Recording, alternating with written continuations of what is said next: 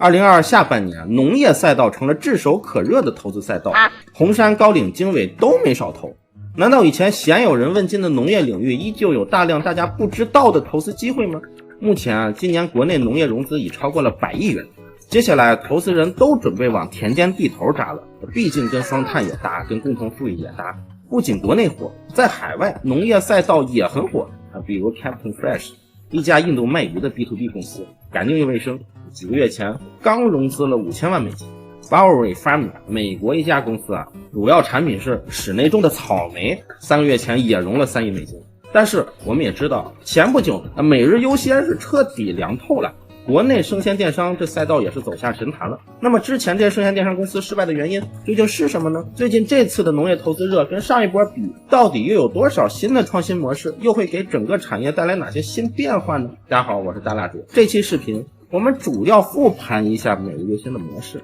讲一下农业生鲜电商是如何从大风口变成大逃杀的，以及为什么全世界过去都做不好生鲜平台这个商业模式。咱们都知道，今年各行各业都有裁员潮，为啥前一阵每日优先的讨论度额外高呢？主要是真的戏剧性爆炸。前一天公司通知人们先回家，因为办公室空气要净化，然后转天才知道不是净化是优化。而且每日优先的投资者心理上也有着非常大的落差。根据媒体公开信息每日优先的创始人徐正曾经在摩根大通的电话会议上说，每日优先的目标市场市值 2.8 万亿人民币，公司是市场的领导者，我们正在轻微亏损，现金流是正向的，我们始终把高质量增长放在第一位。后来上市首日总市值才 22.74 亿美元，现在只剩2700多万美金了。上市开盘就破发，一年跌掉 98%， 半个月前连收2份退市通知函，压力山大，赔偿金不晓得啥时候发，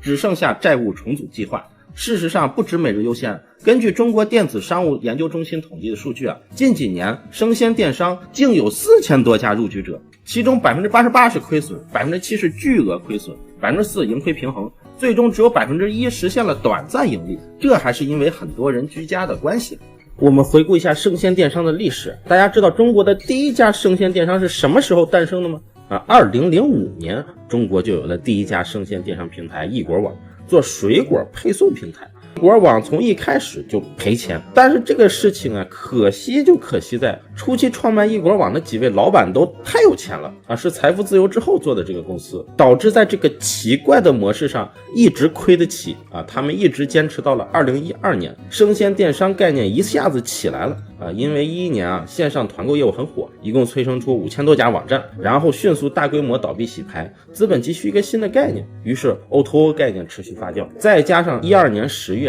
经济观察报发了一篇名为褚橙进京的报道，让生鲜 O2O 火了。褚橙是褚时健做的一个个人橙子品牌说是为了保证橙子个个甜严格规定每个树的距离、结的果实数量、浇多少水等等，甚至还有专业的评测机器给橙子评级，这些现在看来不算什么，但那时候对很多人来说很新鲜。再加上褚时健本身颇具传奇色彩的人生经历，王石又一直发微博帮忙，褚橙成为当年现象级的营销案例，橙子也成为了一个大单品，5分钟卖出800箱，3天半时间内20吨产品售罄，最终卖出了200吨。从这一年开始，顺丰优选上线，京东入局成立京东生鲜频道，阿里则把刚才咱们说的生鲜电商元老易果网买了，还成立了天猫生鲜频道。从12到16年中国不少风险投资机构也投了很多生鲜配送的创业团队其实也是在朝海外作业，因为美国也有一家生鲜配送明星公司成立于12年，随后3年融到了近2亿美金，就是 Blue Apron 莱恩维逊莱恩维逊可以实现的是，在你成为他的会员后上他的官网会给你提供很多菜单食谱，他们会自己做内容，定期更新美食帖子，解决你下周不知道吃啥的问题比如你喜欢吃烤花椰菜柠檬意大利面、蒜泥蛋黄酱香煎牛排、奶油香蒜鸡米饭，每份菜品都有9种以上食材，人家会给你配好，下完单后快递会送到家门口，打开箱子就能看到接下来1周的食材，1周只送1次，有点像下厨房和每日优先结合体的感觉，所处的价格带也属于比自己买菜贵比外卖便宜。这个公司3年实现了10倍增长。2015年美国 VC 在该领域同类的很多家公司进行了几十次投资，后来美国有超过150家与蓝围裙相似的企业。大家慢慢觉得，那是不是这个模式本身人就没门槛呀。17年蓝维讯上市后一算账才发现这个营收也是补贴补出来的，只要补贴一停就没订单，股价后来也跌到$1以下去了。每日优先创业团队是在2014年干的，创始人徐正不仅头顶中科大数学系天才少年的光环，也是联想中国区笔记本事业部最年轻的总经理。估计后面的投资人也都看他是学数学的，就格外相信他的一些模型，人家不可能算账算不明白，一定是我们没算明白。徐正讲了一个与别的生鲜企业相比非常与众不同的前置仓模式，具体来说就是在社区周围1到3公里建立微型仓库，直接把生鲜冻品和快消品储存在仓库里，由骑手负责最后1公里的配送，承诺半小时达。这就类似在居民区建立了一个不对外营业只支持线上采购的小超市，这个构想足够颠覆，很诱人。不对外营业就可以不用考虑人流量，可以选社区附近最便宜的地方租赁。光信资本的天使轮投他们的时候徐正连项目的名字和 logo 都还没确定，5个月后又拿到了腾讯的投资。仅仅过了半年，腾讯又投了一轮，3年时间里每日优先就融了5轮，约计30亿人民币。但是全中国都没有这种不营业的生鲜前置仓的选址经验。在一线城市的一些见过他们前置仓的朋友们可能也会发现有时候他们也会用正常的商铺做前置仓，而且这个模式得自配骑手，自己打包，等于一开始在招聘骑手的成本上就得跟美团饿了么拼。而且1-2年后估计用户也都有感触，每日优先骑手也经常是提前就按收货了，送货真实时间往往要40-50分钟甚至更久，这很难管理，因为他们的习惯会被同行影响。当然前期补贴掩盖了很多问题。2019年2月，每日优先上线了每日拼拼，蹭着拼夕夕的名把淘宝的返利电商模式搬到生鲜网站上，但很快口碑就崩塌了。同年又分别模仿会员制电商、微商分销模式、社交电商模式等等。那有的时候我们怎么判断在公司如日中天的时候是不是靠补贴撑起来的呢？可以看他们的媒体。我曾经和每日优先新媒体运营部的人聊过，那个时候他们的公主号坐拥400万粉丝，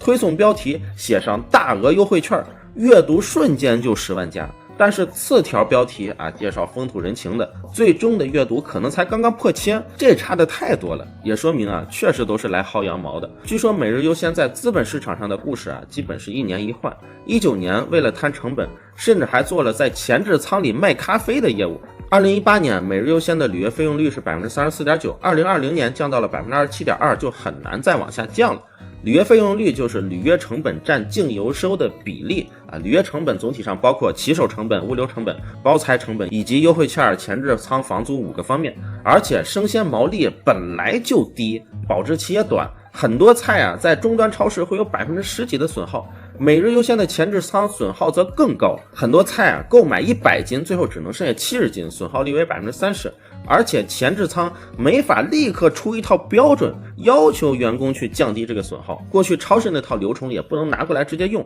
我们总结一下，实际生鲜电商和其他电商几乎就没啥相似性，因为中国的农业上游完全是非标准化的。一家生鲜电商公司想提升产品力都不知道怎么提升，因为生鲜电商根本做不到以从农民手里直采为主，或者是以自己的集约化农产生产为主。美国大型农场多农产品生产具有规模化优势，有5大农业带，流通环节少。我国是中小规模农户为主，农村经营耕地10亩以下的农户约 2.1 亿，农户户均经营规模只有 7.46 亩。想长期全品类只和农户利益绑定缩短产业链，没有任何一家企业能做到。所以生鲜电商所谓的原产地采购也是从原产地批发商那里采购的。生鲜的层层运输都是非标准化的，追求效率就直接影响利润一车同一天摘下的葡萄，7号到达目的地和8号到达目的地价格能差 30%， 这就会让企业规模越大，很多的小圈子又产生独立的采购配送体系，层层利润都被吃。每日优先不得不找来公安系统出身的人对内部严查腐败，所以这个给人们的启示是任何行业卖非标品规模和高利润是不可兼得的。每日优先前后烧光了120亿，最可惜的还是也许企业高层早就知道前置仓的故事讲不下去了，但是必须硬着头皮往下圆这个故事。实际120亿要是投到正确的方向在供给侧能做很多很多事儿，比如育种环节，都说种子是农业的芯片，优质种子我们国内是很缺的啊。还有种植时的营养摄入环节啊，比如零碳肥料啊、新饲料，以及生产环境的数字化，或是在保鲜技术上投入。视频开头讲的农业投资热，这次更多是在供给侧了。我们中国历史上跟吃有关的最早一批品牌啊，都是含水量低、含盐量高的产品才能够品牌化，因为不容易腐坏，流通半径更大。与其在流通上内卷，不如去做研发，靠技术增加产品的流通半径。还有非常多的品类是可以被品牌化的。举个例子我们看历史，西方和啤酒和牛奶的历史非常悠久，也一直都有相关的生产商，但是在巴氏灭菌法之前是没有世界级品牌的。巴氏灭菌法出现后很快出现了世界级的啤酒品牌和牛奶品牌。我还记得90年代初咱们国内城市里每家每户都要自己订鲜牛奶，很多也是拿着容器去附近小卖铺里自提，奶源是从各个城市郊区来的。当时的全国性奶品牌多是做奶粉，而当97年中国引进了无菌牛奶灌装机后，城市鲜牛奶配送、用户自提的商业模式也就渐渐消失了，国内才能崛起几个真正的乳业巨头。所以技术才是最大的变量。像国外一个水果单品就塑造出一个品牌的案例要更多，比如新西兰专门卖猕猴桃的佳沛，去年光卖猕猴桃就181亿销量，超市里卖佳沛品牌的猕猴桃，平均一个也要10多元。实际新西兰的猕猴桃果树最早是中国过去的，早年新西兰人都管猕猴桃叫 Chinese gooseberry， 后来他们的新西兰果农为了让这个水果显得更正宗把名字改成了 kiwi fruit，用新西兰的国鸟kiwi 鸡尾鸟命名。现在佳沛品牌的全球最大消费市场是中国，所以很多老板们明白的很农业是10年内都不存在什么国内外政策风险的行业在今天这么个环境下还挺香的。但是我们面临的最大难度是年轻的创业主力军并不想做这个行业，有少数想干的也并不知道该怎么做怎么起步，这也不是靠多多号召更多人一头扎回农村就能解决的，大机制上必须有新的变化。北京多数的机构投资人也顶多是跑到新发地批发市场去调研就到头了，但这是远远不够的。更具体的内容我们有机会再讲，大家可以关注我是大蜡烛我们有机会再讨论。